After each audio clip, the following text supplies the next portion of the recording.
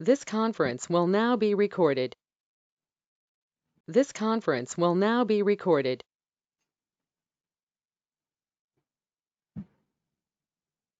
देखिए, मेरा इस कोर्स में ऑनलाइन क्लास में मेरा मेन मकसद है आपको एक अच्छे से ऐसा अकाउंटेंट तैयार करना है, एक स्मार्ट अकाउंटेंट, एक रट्टू रटाई अकाउंटिंग नहीं कि जो मुझे डेबिट कार्ड आता है, मुझे टैली चलाना आता है तो मैं अकाउंटेंट बन गया।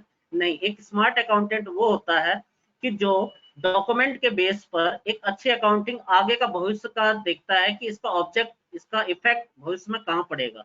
आज हम एंट्री कर रहे हैं तो उस एंट्री का इफेक्ट इनकम टैक्स के पॉइंट ऑफ व्यू से क्या पड़ेगा, अपने जीएसटी के पॉइंट ऑफ व्यू से क्या पड़ेगा, वो चीजें हम लोग यहाँ पर डिस्कस करेंगे। तो स्टेप बाय स्टेप पहले चीज मैंने आपको बताई industrial accounting and academic accounting में क्या फर्क है। सेकंड चीज हम लोग बात कर रहे हैं बिजनेस का स्ट्रक्चर, यानी अगर मैं किसी कंपनी को ज्वाइन करता हूं तो सबसे पहले आपको दो तीन चीजें हमेशा दिमाग में रखनी है कि आप जब भी किसी कंपनी को ज्वाइन करो तो सबसे पहले उस कंपनी का नाम पता होना चाहिए आपको। क्यों सर आप नाम के बारे में क्यों कह रहे हो, इसका इफेक्ट क्या पड़ेगा। देखो क्या होता है, अगर आपको कंपनी का नाम पता है तभी आप डॉक्यूमेंट को जज कर पाएंगे। क्योंकि एग्जांपल के लिए जैसे ये इनवॉइस है, इस इनवॉइस में अगर देखो मैं यहाँ पर बोलो आप हेल्सिंग इंटरनेशनल कंपनी के एम्प्लॉय हो, तो अगर हेल्सिंग के अकॉर्डिंग मैं देखूं तो ये डॉक्यूमेंट उसके लिए क्या है, उस ये डॉक्यूमेंट उसके लिए या तो परचेज होगा या तो एक्सपेंस होगा, ठीक है। लेकिन अगर आप महेश इंडिया प्राइवेट लिमिटेड के एम्प्लॉय हो तो आपके लिए ये एक सेल इनवॉइस है, ठीक है। तो इसलिए सबसे पहले आपको किसी कंपनी में जाना है तो सबसे पहले उस कंपनी के बारे में आपको पता होना चाहिए। तीन बातें हमेशा अपने दिमाग में रखिएगा। कंपनी का नाम जो भी है सबसे पहले उसको रखना है कि आप किस कंपनी को जा रहे हैं। तो अगर आपको ये पता होगा तभी आप डॉक्यूमेंट को जज कर पाएंगे। सपोज करो कोई एक ऐसा डॉक्यूमेंट है, आप एबीसी लिमिटेड के एम्प्लॉय हो और ये डॉक्यूमेंट आपके पास आ गया। बेसिकली होता क्या, जब हम कंपनी में जाते हैं ना तो अकाउंट डिपार्टमेंट को डस्टबिन समझा जाता है। यानी कोई भी पर्सन होता है, कोई भी बिल आया या कोई भी पर्ची आई, अरे अकाउंट्स में दे दो, अरे अकाउंट्स में दे दो। कोई भी डॉक्यूमेंट, कोई भी, चाहे बैंक स्टेटमेंट तो चलो हमारा रिलेटेड डॉक्यूमेंट है, कुछ डॉक्यूमेंट कुछ भी हमारे काम का भी नहीं है फिर भी उसको अकाउंट में दे दो जी, अकाउंटेंट अपने आप देख लेगा। तो हमें ऐसा नहीं कि जो हमारे पास डॉक्यूमेंट आ गए मुझे सबकी एंट्री करनी है। आपको सबसे पहले डॉक्यूमेंट डिफाइन करने होंगे, कौन से वैलिड डॉक्यूमेंट है, कौन से इनवैलिड डॉक्यूमेंट है। वैलिड डॉक्यूमेंट से मेरा मतलब है किनको आपको अपने अकाउंटिंग में कंसीडर करना है, किनको आपको इग्नोर करना है। इग्नोर से मेरा मतलब ये नहीं है कि आप उस डॉक्यूमेंट को फाड़ के फेंक दो, उसको एक आपको अलग फाइल में रखना। फॉर एग्जाम्पल के लिए मैं आपको बोलता हूँ, जैसे किसी आपके ऑफिस में आप गए, एक डॉक्यूमेंट आपको मिल गया जो डिलीवरी चालान का। अब एक चीज बताओ, अकाउंटेंट के लिए जो डिलीवरी चालान है, आप अकाउंटिंग में उसका कोई रोल नहीं है, आप उसकी कोई एंट्री पास नहीं करोगे। बेसिकली जो डिलीवरी चालान है वो स्टोर डिपार्टमेंट का काम है, जो स्टॉक मैनेजमेंट करते हैं उनके पास उस डॉक्यूमेंट की वैल्यू क्या है, असल में एक प्रूफ है कि आपका स्टॉक आया है या गया है। डिलीवरी चालान का मतलब क्या होता है कि आपने स्टॉक को भेजा है विदाउट बिल, तो एक एविडेंस है कि मैंने सामने वाले पार्टी का माल भेजा लेकिन मैंने अभी उसको इनवॉइस जनरेट नहीं किया। तो अगर मैं अकाउंटेंट, हर कंपनी के अलग अलग डिपार्टमेंट होते हैं, अकाउंट डिपार्टमेंट अलग होता है, स्टोर डिपार्टमेंट अलग होता है, एचआर डिपार्टमेंट अलग होता है। तो जो एक कंपनी होती है उसके ये तीन इंपॉर्टेंट डिपार्टमेंट होते हैं। एक तो होती है कंपनी लाला कंपनी, लाला कंपनी में तो क्या ऑल इन वन होता है, तीनों के तीनों एक ही बंदा देखता है। एक ऐसा अकाउंटेंट जो है सैलरी भी बना दो भाई, स्टोर भी तू ही दे, स्टॉक भी तू देख ले, ऐसे ये चीजें चलती है। लेकिन जब हम किसी बड़ी कॉर्पोरेट में जाते हैं, एक बड़े लेवल की कंपनी में जाते हैं तो वहां सब सिस्टमेटिक काम होता है। अकाउंट्स प्रोफाइल का पूरा एक सेपरेट डिपार्टमेंट होता है, स्टॉक डिपार्टमेंट यानी स्टोर डिपार्टमेंट, इन्वेंट्री डिपार्टमेंट एक अलग होता है, एचआर डिपार्टमेंट अलग होता है। तीनों का प्रोफाइल बिल्कुल डिफरेंट है। तो अब मेरे पास अगर सपोज करो डिलीवरी चालान आ गया तो मुझे उस डॉक्यूमेंट को फाड़ना नहीं है, मैं बकायदा उसको क्या करूंगा, उठाकर स्टोर में भेज दूंगा, स्टोर डिपार्टमेंट के हैंड ओवर कर दूंगा। तो ये आप तब कर पाएंगे जब आपको डॉक्यूमेंट के बारे में पता हो क्या वैलिड है, कौन से डॉक्यूमेंट आपको कंसिडर करने हैं, कौन से नहीं करने।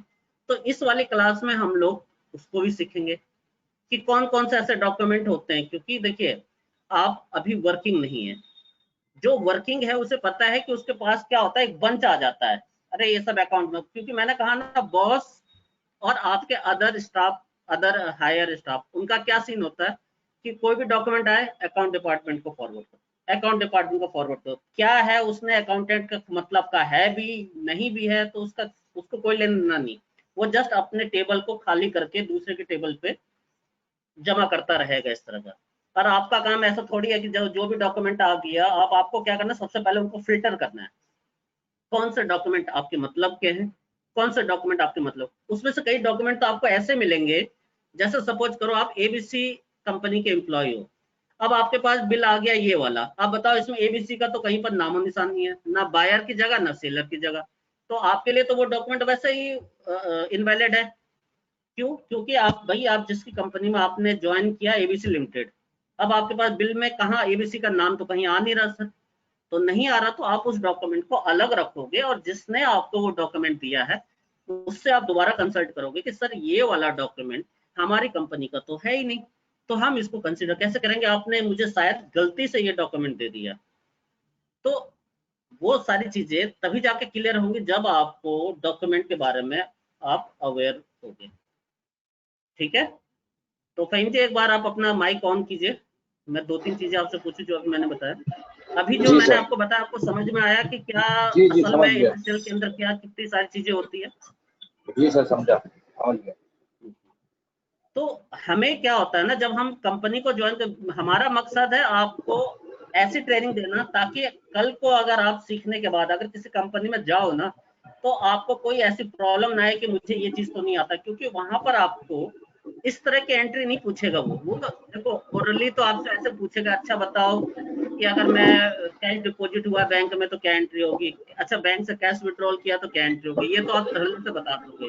लेकिन अगर आपको उसने ये डॉक्यूमेंट पकड़ा दिया, अब ये डॉक्यूमेंट बोलेगा आप एंट्री करो, अब देखो आपको डेबिट क्रेडिट तो बहुत अच्छे से आता है, आपको सेल परचेज एक्सपेंस की एंट्री बहुत अच्छे से आती है, लेकिन इस डॉक्यूमेंट के बिहाफ से अब आपको पता ही नहीं है कि ये क्या करूं, मैं इसको सेल में लूं, इसको परचेज में कंसिडर करूं। जब आप ये डॉक्यूमेंट जज करना सीख जाएंगे तभी तो आप करेक्ट एंट्री कर पाएंगे। बिल्कुल। ठीक है ना, तो जी सर। एक चीज तो ये हो गई जब हम यहाँ पर कंपनी में जाएंगे, इसलिए बहुत जरूरी है आपको कंपनी का स्ट्रक्चर के बारे में पता होना। इसलिए सबसे पहले कंपनी का नाम, जब आप किसी कंपनी को ज्वाइन करो तो उस कंपनी का नाम, किसकी आपको अकाउंटिंग लिखनी है, अकाउंटिंग बेसिकली क्या है, किस किस कंपनी का आपने हिसाब किताब देखना, तो वो तो नाम पता होना चाहिए। दूसरी चीज उस कंपनी का नेचर क्या है, जी सर। नेचर का मतलब है वो कंपनी किस में डील करती है, बिल्कुल गुड्स में बराबर। डील करती है, गुड्स का मतलब प्रोडक्ट में, या फिर वो सर्विस में डील सर्विस में। करती है। बराबर। ठीक है, तो देखो क्या जो गुड्स में कंपनी डील करती है ना उसकी अकाउंटिंग थोड़ी सी अलग हो जाती है जो सर्विस में डील करती है। Yes sir. क्या फर्क पड़ता है, देखो जैसे मैंने ऊपर में समझा रखा है, जैसे जो कंपनी गुड्स में डील करती है वो दो तरह की कंपनी हो सकती है, या तो वो ट्रेडर होगा कि बना बनाया गुड्स लिया आगे सेल कर दिया, ठीक है, या तो बराबर। वो मैन्युफैक्चरर होगा। जो मैन्युफैक्चरर होगा तो उसके यहाँ हमें देखो ये वाली बुक्स बनानी पड़ेगी, मैन्युफैक्चरिंग अकाउंट बनेगा जिसको हम लोग ट्रेडिंग अकाउंट भी बोलते हैं। आधे से अधिक लोगों का देखो किताबी भाषा में तो लिखा होता है ट्रेडिंग अकाउंट हमने बनाया, ग्रॉस प्रॉफिट, ग्रॉस लॉस, उसके लिए, लेकिन एक्चुअल में मैं आपको प्रैक्टिकली समझाना चाहता हूँ कि ट्रेडिंग अकाउंट बनाया क्यों जाता है।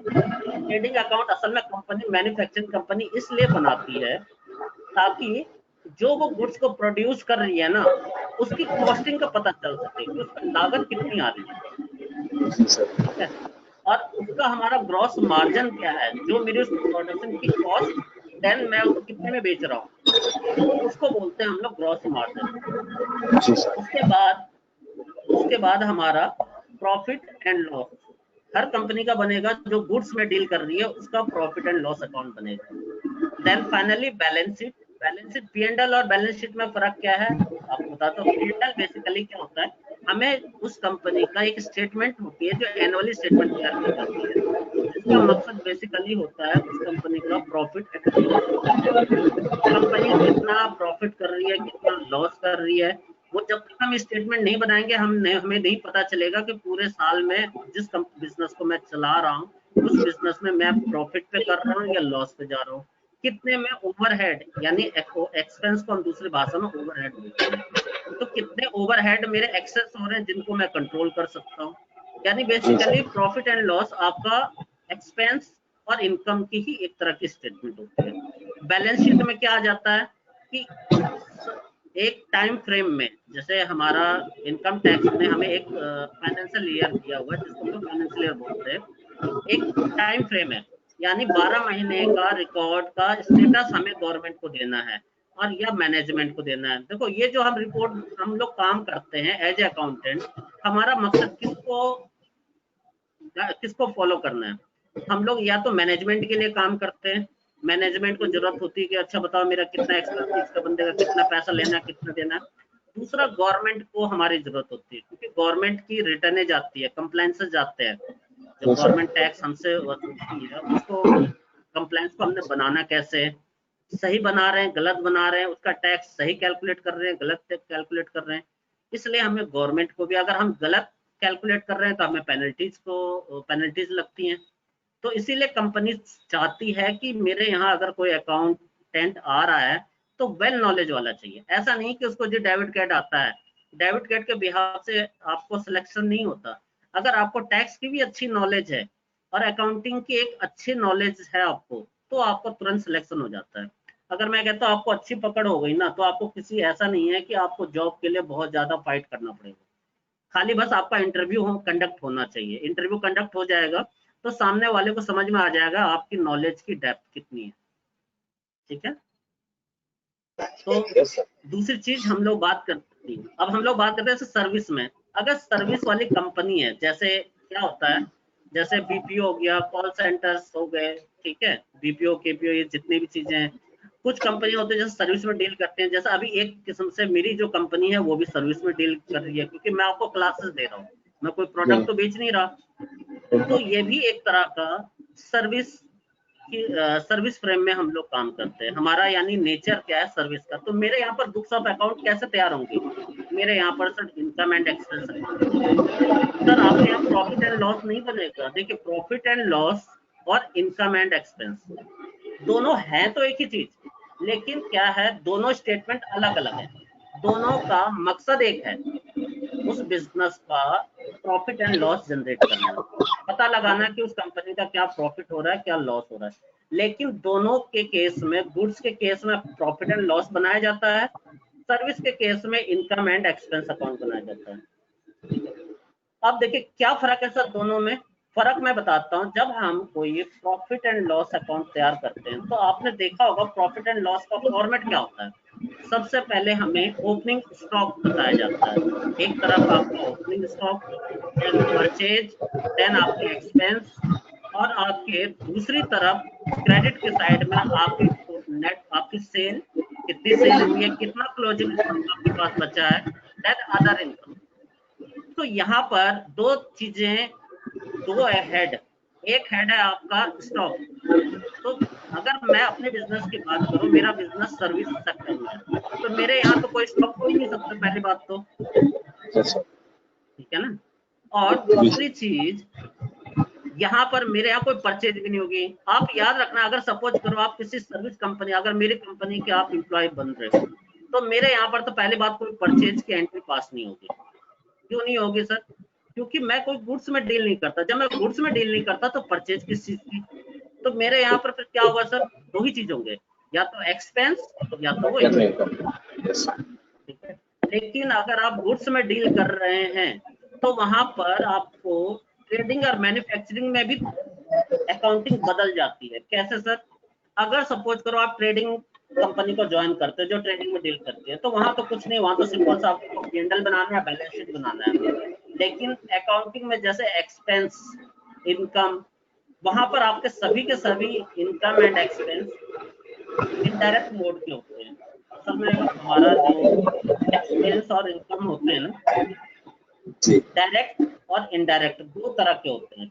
लेकिन आपको कई लोग, जैसे अभी किताबी चीजों में हमने सुना होगा वेजेज, वेजेज एक वर्ड है सर, ये तो सर डायरेक्ट एक्सपेंस हो गया। अच्छा अगर मैं अब ये बोलूं वेजेज वर्ड का इस्तेमाल हो गया, मेरी ट्रेडिंग कंपनी है और मैंने वहां पर वेजेज वर्ड का इस्तेमाल कर दिया, तो अगर आप किताबी उसके हिसाब से चलेंगे तब तो वहां पर आप क्या करोगे, डायरेक्ट एक्सपेंस डाल दोगे, जबकि मेरे यहाँ तो प्रोडक्शन का कुछ काम ही नहीं है। तो वहां पर आपको कैसे जज करोगे? अगर देखो आप किताबी भाषा पढ़कर रट रटाई चीज आए हो ना, आप तो क्या करोगे, वेजेज को उठा के डायरेक्ट में डाल दोगे, जबकि एक्चुअल में वो जो वेजेज आपने हेड बनाया वो गलत हेड बनाया। वेजेज की जगह वो सैलरी होना चाहिए था, क्योंकि ट्रेडिंग के अंदर डायरेक्ट एक्सपेंस तो होते ही नहीं, वो ही नहीं जी सकते। सर। हमेशा याद रखिए, डायरेक्ट और इनडायरेक्ट की कहानी मैन्युफैक्चरिंग यूनिट के अंदर होती है, सिर्फ और सिर्फ मैन्युफैक्चरिंग प्लांट के अंदर, ठीक है। सर्विस सेक्टर में भी डायरेक्ट इनडायरेक्ट का कोई रोल नहीं ट्रेडिंग के अंदर। ट्रेडिंग के अंदर सिर्फ और सिर्फ इनडायरेक्ट, अगर कोई इनकम भी हो रही है तो वो इनडायरेक्ट में जाएगी, अगर कोई एक्सपेंस भी हो रहा है तो वो भी इनडायरेक्ट में जाएगा। उसी तरह सर्विस में भी अगर कुछ भी इनकम हो रही है तो वो सब के सब इनडायरेक्ट में जाएगा, डायरेक्ट का यहाँ पर सवाल ही पैदा नहीं होता। मैन्युफैक्चरिंग यूनिट, सपोज करो आप ऐसी कंपनी को ज्वाइन करते हो जो मैन्युफैक्चरिंग में डील करती है, तो यहाँ पर सबसे ज्यादा जो अकाउंटिंग होती है ना टिपिकल, वो मैन्युफैक्चरिंग प्लांट की होती है, क्योंकि वहां पर आपको हर खर्चे को डिफाइन करना होता है कि ये मेरा कौन सा, किस हेड में ले जाऊं मैं इसको डायरेक्ट के अंदर ले जाऊं, डायरेक्ट अगर कोई खर्चा है तो डायरेक्ट है या इनडायरेक्ट है, उसी तरह इनकम है तो क्या ये डायरेक्ट है क्या इनडायरेक्ट है। तो इस क्लास में हमारा एक टॉपिक डायरेक्ट और खर्चों का भी होगा, डायरेक्ट इनडायरेक्ट पे हम लोग थोड़ा सा डिस्कस करेंगे। दूसरी चीज हम लोग बात करेंगे इसके कंटेंट की। अकाउंटिंग में कुछ वर्ड्स आते हैं जो हमेशा आपको सुनने को मिलेंगे, सर वो क्या चीज होते हैं इस तरह के, जैसे example, for example creditor, debtors. अब देखो डेटर्स और क्रेडिटर्स को हम लोग और भी भाषाओं के नाम से जानते हैं, जैसे अब आपका नाम mister Faheem, right. Yes sir. हाँ। अब घर का भी कुछ अलग नाम होगा आपका, होते हैं ना, एक पर्सन के दो अल्टरनेट नेम होते पेट हैं। नेम है सर। उसी हाँ। जी जी, तो इसी तरह हमारे अकाउंट्स के अंदर भी कुछ नाम है। जैसे कई लोग, आप किसी कंपनी में गए, अब बॉस कह रहा है आपको कि ये काम करो, जाओ वेंडर की लिस्ट निकाल के लाओ, अब आप कंफ्यूज हो गए, अरे सर मैंने क्रेडिटर वो तो पढ़ा था, अब वेंडर क्या हो गया। कई बार वर्ड आ जाता है कि चलो अपनी कंपनी का आप एक काम को ट्रेड पेबल, उनकी लिस्ट ले आओ, अब आप बोलो ट्रेड पेबल क्या होता है सर, ये एक ही चीज के नाम डिफरेंट डिफरेंट है। जैसे मैं क्रेडिटर बोलूँ, क्रेडिटर को ही हम लोग ट्रेड पेबल बोलते हैं, इसी को ही हम लोग अपने वेंडर बोलते हैं। वेंडर और कस्टमर में आपको पता है फर्क क्या है? वेंडर मतलब वो होता है जिससे हम लोग गुड्स परचेज करते हैं, और कस्टमर वो होता है जिसको हम अपना प्रोडक्ट सेल करते हैं। तो कुछ ऐसे जो कंटेंट है अकाउंटिंग के, हम एक क्लास में उसके बारे में डिस्कस करेंगे। थर्ड चीज होती है जो पूरा हमारा ये फाइनेंशियल है, जो हमारे जिसके लिए हम अकाउंटिंग कर रहे हैं, हमारी final statement, profit and loss, balance sheet के बारे में अच्छे से।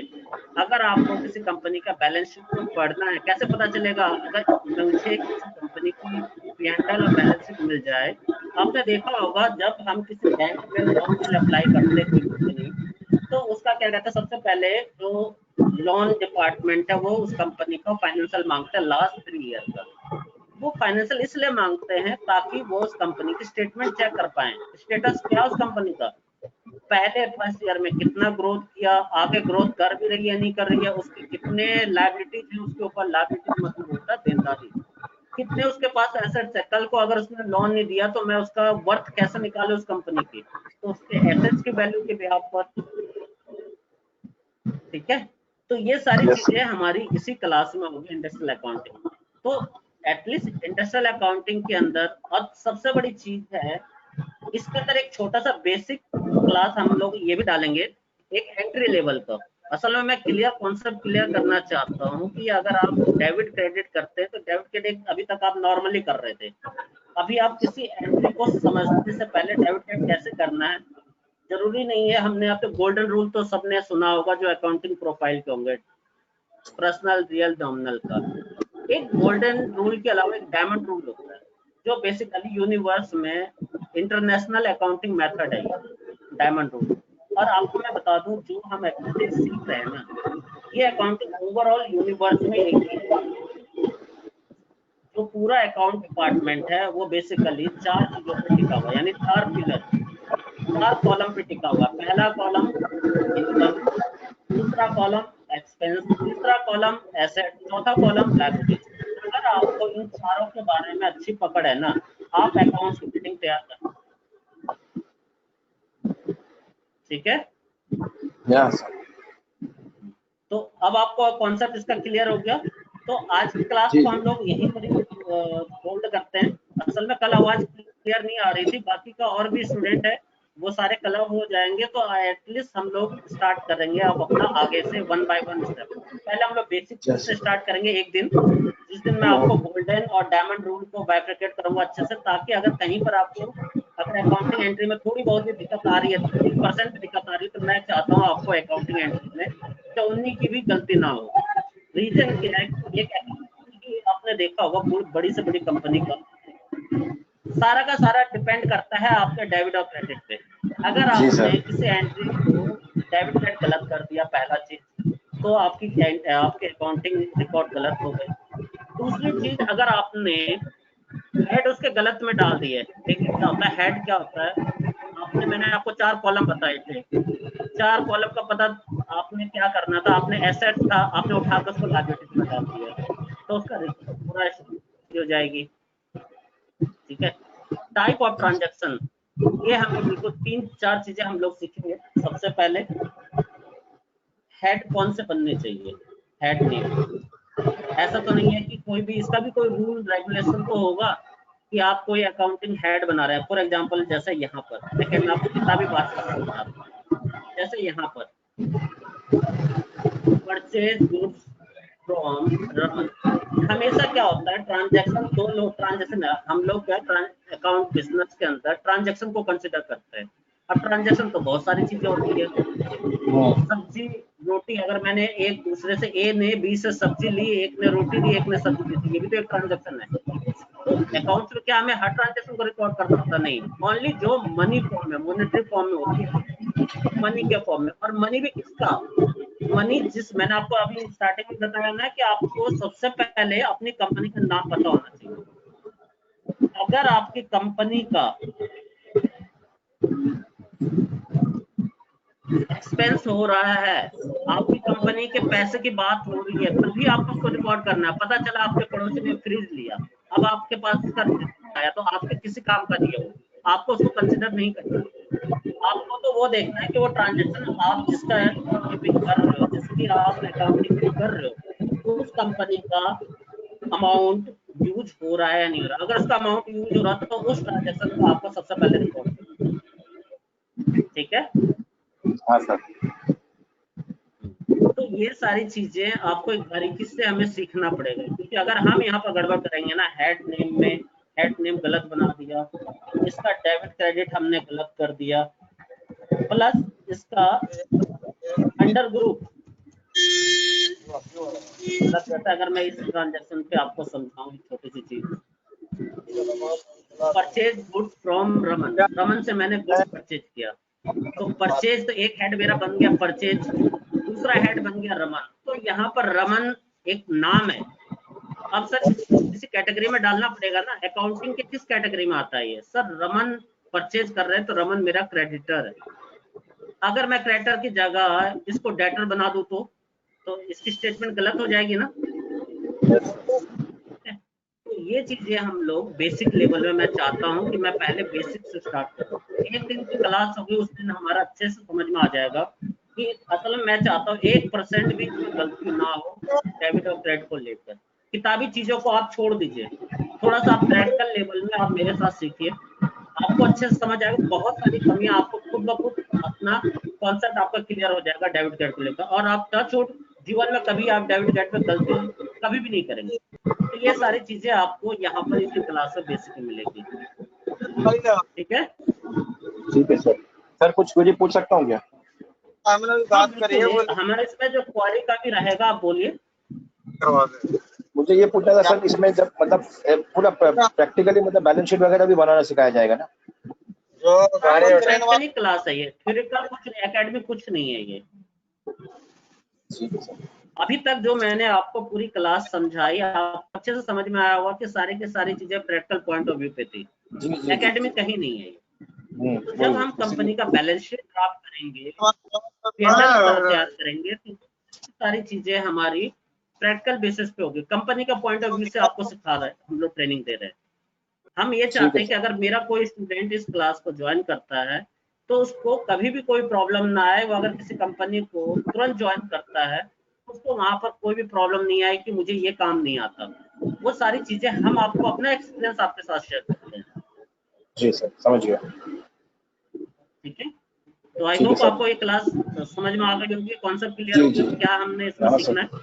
तो इसके लिए एक जी चीज सर। याद रखिएगा, आपके पास घर पे सिस्टम डेस्कटॉप है। स्टार्टिंग तो थ्योरिटिकल क्लास है, एक दो क्लास तो आपकी थ्योरिटिकल होगी, क्योंकि जब तक हमारा थ्योरिटिकल कॉन्सेप्ट क्लियर नहीं होगा तब तक हम प्रैक्टिकल में समझ में नहीं आएगा हम क्या कर रहे हैं। बिल्कुल। ठीक है, जी सर। उसके बाद हम लोग प्रैक्टिकल चीजें स्टार्ट करेंगे। जो चीज सबसे पहले कोई भी चीज मैं आपको बताऊंगा ना, तो पहले मैं उसका इंट्रोडक्शन दूंगा, जी देन उसके बाद मैं उसके प्रैक्टिकल करके आपको दिखाऊंगा, और तीसरी चीज में मैं आपको असाइनमेंट दूंगा। उस समझ असाइनमेंट को गया। आप लोगों को करना है, जैसे ये असाइनमेंट है। हम्म, ठीक है, अब मैं ये देखना चाहूंगा कि आप लोगों ने ये असाइनमेंट कैसे किया, क्योंकि मैं जो आपको ये सारे कॉन्सेप्ट है मैं इसको खुद आपको बताकर करूंगा कि देखो जी इसकी ये एंट्री है, आप अपने अपनी एंट्री क्या करोगे। अगर आपकी एंट्री कहीं गलत है तो आप मुझे बताओगे सर मैंने गलती से ये कर दिया था, तो मैं वहां पर आपका कॉन्सेप्ट क्लियर करूंगा। ठीक है, जी सर। तो इसके अंदर देखिए एंट्री लेवल पर हम लोग कितनी मिस्टेक्स करते हैं, बहुत सारी चीजें होती है। यहाँ पर देखिए किताबों में लिखा होता है परचेज गुड्स। अगर मैं एक छोटा सा एग्जांपल बताता हूँ, अगर मैं किसी जो कॉमर्स बैकग्राउंड से है, अगर मैं एक छोटा सा सवाल पूछूं तो क्या होता है, एक तरफ आ गया परचेज गुड्स। असल में ये गुड्स का मतलब आपको समझ में आता है गुड्स किसको बोलते हैं। बेसिकली गुड्स हम उसको बोलते हैं जिसको हम लोग बेचने के मकसद से लाए, स्टोरेज करने के लिए। मतलब असल में क्या, मैं सपोज करो मैं कंप्यूटर सेलर हूँ, मैं कंप्यूटर लाता हूँ आगे बेच देता हूँ, वही मेरा बिजनेस है। जी तो जहां पर अगर मैं कंप्यूटर खरीद रहा हूँ, मेरे कंपनी में कंप्यूटर आया, तो मेरे लिए वो परचेज है, परचेज गुड्स। मेरे लिए वो गुड्स क्या है, कंप्यूटर।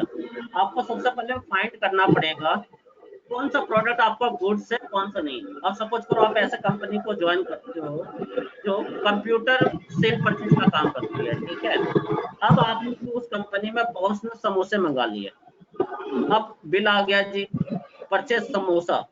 अब परचेज समोसा तो क्या उसको भी परचेज में एंट्री डाल दोगे, नहीं, वहां पर वो एक्सपेंस की एंट्री हो जाएगी। सर अगर एंट्री अलग हो गई तो फिर असल में क्या, देखो दो तीन चीजें यहाँ पर, ऐड नेम, डेबिट क्रेडिट, तीसरी चीज अंडर ग्रुप लेटर है, क्रेडिटर है, और चौथी चीज type of voucher, voucher type. जी वाउचर सर। टाइप आप ये एंट्री सेल में डालोगे, परचेज में डालोगे, जर्नल में पास करोगे, कौन सा एंट्री डालोगे, कौन से एंट्री डालोगे। ये सारी चीजें हम लोग इस बेसिक क्लास में सीखेंगे। ठीक है, तो जब आप इसको सीख लोगे तो आपको ऑटोमेटिक समझ में आ जाएगा कि मेरा एकेडमिक से ये चीज कितना डिफरेंट है। और बहुत ही ये जो भी चीज आपको सिखाई जाएगी आपको प्रैक्टिकल एग्जाम्पल को लेकर सिखाई जाएगी। जैसे एग्जाम्पल में ये इनवॉइस हो गया, अब इसमें बताओ मैं कैसे जज करूँ। तो इस चीज को हम लोग यहाँ पर सारी चीजें सीखेंगे। साथ के साथ हम लोग उसके बाद अपना जीएसटी पे जाएंगे। पहले हम अपने अकाउंटिंग कॉन्सेप्ट को मैं पूरे अच्छे से क्लियर करूंगा, फिर हम लोग अपना जीएसटी पे जाएंगे।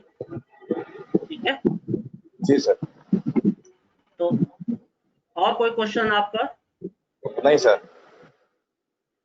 ठीक है, और आपके पास सिस्टम होना चाहिए। खाली दो चार चीजें देखिए इस क्लास को ज्वाइन करने के लिए, दो चार चीजें आपके पास होनी चाहिए।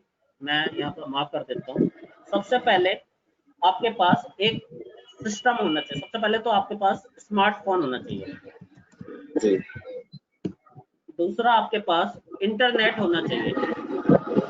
तीसरा आपके पास व्हाट्सएप होना चाहिए। चौथा आपके पास कोई डेस्कटॉप या कोई लैपटॉप, दोनों में से एक चीज होना चाहिए। बाकी आपको किसी चीज की जरूरत नहीं है। नहीं सर, लैपटॉप है मेरे पास। अब बस कोई दिक्कत नहीं, दोनों में से कोई भी एक चीज हो। असल में क्या है कि मैं आपको जो क्लास दूंगा उसकी प्रैक्टिस भी जब तक आप अपने हाथों से नहीं करोगे ना, तो आपका कॉन्सेप्ट क्लियर नहीं होगा। आपको मेरी बिल्कुल क्लास सर। से समझ आ जाएगा, बट जब हम खुद अपने हाथ से काम करते हैं ना, देखो फॉर एग्जांपल मैं आपको बोलूं कि भैया स्कूटी होती है, टू व्हीलर चलाना मैं आपको ऑनलाइन सिखा दूंगा। खाली टू व्हीलर पे बैठना है, बैलेंस बनाना है और रेस देना है, क्लच छोड़ना है और आपका स्कूटी चल पड़ी। लेकिन अगर जब आप स्कूटी प्रैक्टिकली चलाने बैठोगे तो आपको पता है कि आपको क्या प्रॉब्लम आने वाली है। जी सर। तो यही चीजें हम लोग यहाँ पर सीखेंगे, ठीक है जी सर। बहन जी। ओके, आज हाँ के सर। लिए हम लोग इसी को क्लास को ऑफ करते हैं। थोड़ा सा ठीक है हम सर। आगे के लिए आप अपने एक रजिस्टर जरूर रखिएगा अपने पास में। कुछ चीजें जी जैसे मैं जी। बताऊं ना तो उसको आप राइट डाउन आपके साथ करते रहिए। मेरे क्लास में याद रखिएगा, मैं हमेशा इसी तरह टॉपिक लिखकर उस पर डिस्कस करता हूँ। मैं आपको इसके ऊपर कोई थ्योरिकल ऐसा लिख कर नहीं दूंगा कि आप खाली नोट कीजिए। आपको सिर्फ समझना है। मेरी क्लास का कॉन्सेप्ट है, ऑब्जेक्ट है कि जो भी स्टूडेंट है वो हर एक चीज को अच्छे से समझे, ना कि उसको रटे। आपको अगर मैंने यहाँ पर लिख कर दे दिया ना डेटर या क्रैटर, तो आपके माइंड में क्लियर होनी चाहिए पिक्चर कि डेटर क्या है और क्रैटर क्या है। जी सर। ठीक है, तो आज के ओके लिए सर। हम लोग इसी को ऑफ करते हैं। बाकी आई होप ओके आपकी सर। क्लास अच्छी गई होगी। ठीक जी है, जी जी। जी सर। ओके, चलिए।